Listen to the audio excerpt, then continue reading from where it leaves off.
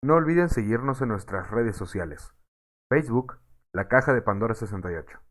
Instagram, La Caja de Pandora.podcast. Twitter, Caja de Pandora 01. Spotify, La Caja de Pandora. Y en YouTube como La Caja de Pandora Podcast. Hola, ¿qué tal? Muy buenas noches y bienvenidos a su podcast de confianza, su podcast de bolsillo, La Caja de Pandora. Y estamos el día de hoy en un nuevo episodio, vaya, en la tercera parte del tercer episodio de la tercera temporada de esta serie, de esta temporada, que no recuerdo bien su nombre. ¿Es Vidas Históricas y Locas o Vidas Locas e Históricas? Algo así. Y vaya, pues en esta tercera parte seguimos hablando del gran Julius César, que la reina de, ¿cómo se llama? Bavitia, algo así, Gravity. Bravitia. Y Es una pues, película, güey. no mames. Y pues vaya, seguimos aquí platicando, ¿no? Digo, ya platicamos de, pues algunas cuestiones del triunvirato, de su vida, de su ascenso al poder, cosas así, de la guerra de las Galias, muchas cosillas ahí divertidas, ¿no? Y por eso nuestro buen amigo, el Fernando, pues está resumiendo de manera experta todo. Chau, hijo de perra, traigo mis chanclas del Rayo McQueen. Sí, algo así sentí cuando empezaste a ir tan rápido. Dije, ¡ah! Pero mira, me quedé a mitad de la guerra civil. Déjame te cuento cómo termina, porque no sé ni cómo empieza. Bien, bien. Y un sabio una vez dijo que para conocer el principio de las cosas tienes que conocer el final. Así es. No es cierto, Benji, nadie dijo eso, no digas mamadas. No me des la razón, Benji, cuestióname, culero. No, hermano, no puedo cuestionar yo una cuestión de la que tú no dudas. Bueno, eh, ya un poco de resumen. Pues, venía la guerra civil. Se separaron en dos bandos, los optimates con Pompeyo, que querían pues mantener el poder en la aristocracia, y los populares con Julio César, que querían ganarse el apoyo de las masas, ¿no? Así a la vez. Entonces se dieron un par de batallas. La batalla definitiva tendría lugar en Farsalia, una epopeya cantada por Lucano en versos inmortales. En el poema describe a Pompeyo en el declinar de sus años hacia la vejez y como una sombra de un gran hombre, así como alguien ya un poco derrotado. Eh, y también describe a Julio César como fogoso e indomable, un hombre que acudía a actuar donde quiera que le llamara la esperanza o la cólera. Ay, vato. César venció y Pompeyo huyó a Alejandría, donde murió a manos de soldados de Ptolomeo, quien mantenía un contencioso con su hermana y esposa. Contencioso significa sexo salvaje y matrimonio. Lo primero no, solo matrimonio. Y su esposa y hermana Cleopatra, Monterrey, no, Egipto. Eh, Al enterarse del trágico final de Pompeyo, César lloró a su muerte. De hecho, le organizó así un funeral muy vergas y la madre. Y hablando de Egipto, César visitó Egipto. Recordemos que Egipto no existe, la güey. capital de Egipto ¿Qué? Egipto no existe, güey. Son los papás. Es Tlaxcala. No mames, güey, no digas mentiras. No, güey, mira, cuando Alejandro Magno, un poco de contexto, cuando Alejandro Magno conquistó y fundó, bueno, conquistó una parte de Egipto y fundó Alejandría, se quedó y murió Alejandro Magno y se fragmentó todo su legado. Ujú. Se quedó Ptolomeo en Alejandría, entonces dio, ¿cómo se dice? Dio inicio a una descendencia de Ptolomeos. Este era Ptolomeo treceavo o algo así, güey. Sí, al origen de la familia tolemaica. Ea, eso que dijo Benji. Eh, bueno, cuando César visitó Egipto, llegó acompañado con dos legiones. un total de unos 6,000 hombres, ¿qué te gusta? Entonces, bueno, acomodó sus hombres en el Palacio Real y se dispuso a poner orden a la situación interna del país del Nilo, dividido pues por el enfrentamiento de los hermanos y esposos, que eran Ptolomeo XIII y Cleopatra VII, que también era, ya había habido un chingo de Cleopatras. Eh, pues esto, ¿cómo te pondría, viejo? Si llega un ejército romano, eres un egipcio así común, llega un ejército romano y pone así chingos de romanos en el palacio. Depende, ¿soy un egipcio del pópulo o estoy bien acomodado? Del pueblo, güey. Ah, muy mal, güey, qué miedo. A ver, bueno, Ahora, sumado a ahora esto, pregúntame si fuera uno de los acomodados. y si fueras de los acomodados, No mames, qué miedo, güey, me van a matar. mira, güey, sumado a esto de que llegó así Don Vergas a poner su ejército en el palacio, eh, el César le dio el trono a Cleopatra. Entonces, junto a todo lo demás, las tropas romanas en el Palacio de los Faraones y la deposición de Ptolomeo hizo que el pueblo, dirigido por los consejeros fieles al rey, se amotinase y tratase de tomar el palacio. Y esto dio lugar a un sitio de 4 meses donde César resistió atrincherado en el palacio frente a los 60,000 hombres del egipcio Aquiles. Es una forma de decirle, sí. Pero llegaron refuerzos al mando de, se llamaba Mario Augusto, una mamá así. Sí. Llegaron refuerzos a ayudar a César. Y ahí ese güey se puso las pilas y protagonizó una de sus grandes genialidades de militares y logró atravesar la pinche multitud egipcia para unírseles a sus refuerzos. Eh, Tras lo cual, pues desató una sangrienta batalla en la que falleció Ptolomeo y destrozaron las tropas egipcias. Después de eso, Cleopatra se trasladó a Roma, donde Roma. vivió hasta la muerte del dictador. Aunque bueno, aquella guerra entre los romanos no terminó con eso. César tuvo que volver a Tapso, que es una provincia ahí egipcia, Sí. a Amanda también, contra las fuerzas de los hijos de Pompeyo. Amanda Miguel. Incluso en medio de la guerra civil derrotó definitivamente a Farnaces, que era el enemigo del rey del Ponto. Es que ese güey sí era Cuando verga. regresó ya al Senado, después de su victoria, cursó una célebre y lacónica relación de los hechos, un poco famosa por ahí, que decía algo así como vení, vidí, vicí, que significa llegué, vi y vencí. Venid. Venid a por mí, pero con la cara destapada, hijos de puta. Así dijo. Algo así, estás parafraseando, pero Simón, eso dijo. Sí, algo así. Güey, es que sí tenía mucha visión militar el buen Julio. Digo, aparte de que sus tropas eran tropas preparadas realmente y fervientemente para la guerra y estaban preparados para muchas cuestiones así, el mandato, o sea, cómo los dirigió fue, uff, joyita, güey. Ey, O sea, era una gran estratega militar, no por sí, nada de hecho, llega de donde hecho. estaba. Ay, güey. Pero pues mira, Egipto, X. La cuna de la civilización X, ¿no? Simón, ¿En qué año la cuna estamos de la ahí? escritura. ¿En qué año estamos ahí en Egipto, bro? Pues, ¿en qué año estamos? ¿En qué año llegó Julio César a Egipto? Bien. Por los años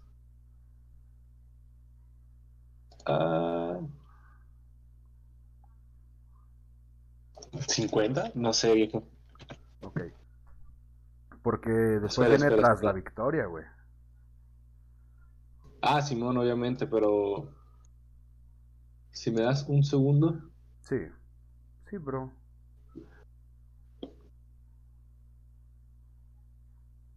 te voy a fallar, no sé. Pero X.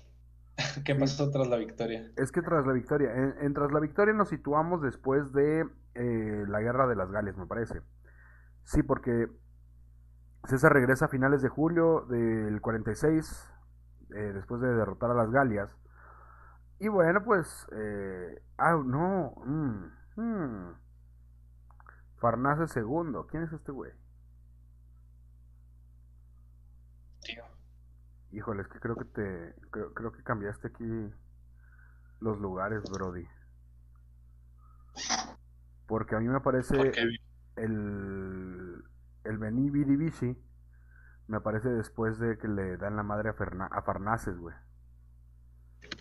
Porque el Beni Vidi Vidici, digo, Beni Vidi Vici, viene en una carroza que portaba el lema después de ganarle a Farnaces. No quiero Simón, desmentirte. No quiero después desmentirte, de, imbécil.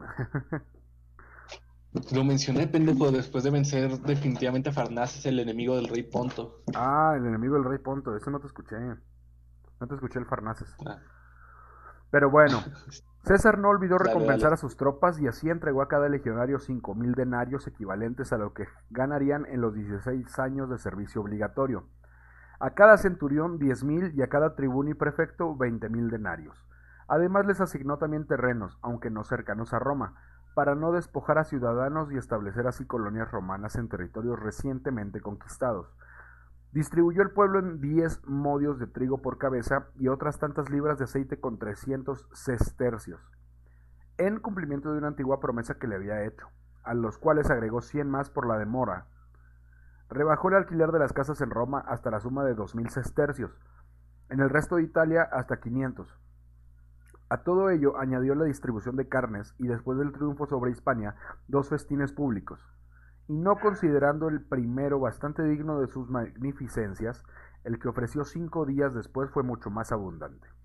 Dio también espectáculos de varios tipos, incluyendo combates de gladiadores y comedias en todos los barrios de la ciudad, que desempeñaron actores de todas las naciones y en todos los idiomas. Juegos en el circo, atletas y una naumaquia completaron el programa. En el foro combatieron entre los gladiadores Furio Leptino, en cuya familia figuraba pretores, y Quinto Calpeno, que había formado parte del Senado y defendido causas delante del pueblo. Los hijos de muchos príncipes de Asia y Bitinia bailaron la pírrica. El ciudadano romano Décimo Liberio representó en los juegos un mimo de su composición, recibiendo 500.000 sestercios y un anillo de oro, y pasó después desde la escena por la orquesta a sentarse entre los equites.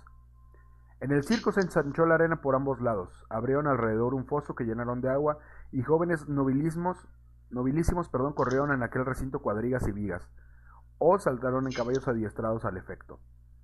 Niños divididos en 2 bandos, según la diferencia de edad, ejecutaron los juegos llamados troyanos.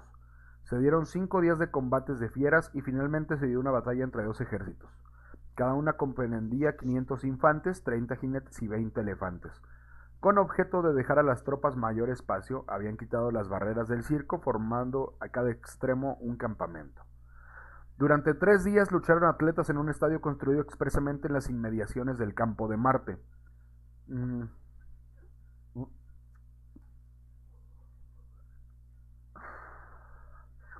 Se hizo un lago en la Codeta Menor, que es un lugar del otro lado del Tíber, y ahí trabaron combate naval, birremes, trirremes y cuatrirremes, figurando 2 flotas, una tiria y otra egipcia, cargadas de soldados. El anuncio de estos espectáculos había traído a Roma a una gran cantidad de forasteros, cuya mayor parte durmió en tiendas de campaña, en las calles y las plazas, y muchas personas, entre ellas 2 senadores, fueron aplastadas o asfixiadas por la multitud. En el invierno del año 46 estalló una nueva rebelión en Hispania liderada por los hijos de Pompeyo. Usando la antigua influencia de su padre y los recursos de la provincia, los hermanos Pompeyo y Tito Lavenio consiguieron reunir un nuevo ejército de 13 legiones compuestas por los restos del ejército constituido en África. Las 2 legiones de veteranos, una legión de ciudadanos romanos de Hispania y el alistamiento de la población local. A finales del 46 tomaron el control de casi toda España ulterior, incluyendo las colonias romanas de Itálica y de Córdoba, la capital de la provincia.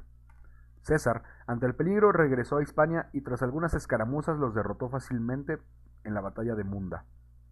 Mención aparte merece la actividad constructiva de César, que durante su dictadura emprendió numerosos proyectos de reforma de los edificios públicos de Roma y creó otros muchos nuevos, en general en torno al campo de Marte y el nuevo complejo del Foro.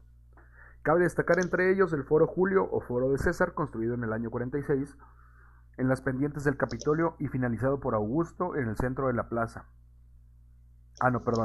En el centro de la plaza se alzaba la estatua ecuestre de César, ante el templo de su divina antepasada, Venus Genetrix, obra destacada igualmente. En dicho templo se encontraba la estatua de la diosa instalada en el ábside del templo y que era obra de Arcésilas, cuyos bocetos alcanzaban, según Plinio, precios astronómicos. Eso es así como se celebró, ¿no? La victoria de mi pana Miguel. Y bueno, pues finalmente entramos a conocer todo el poder que tuvo Julio César, ¿te parece? Hablaremos del poder absoluto.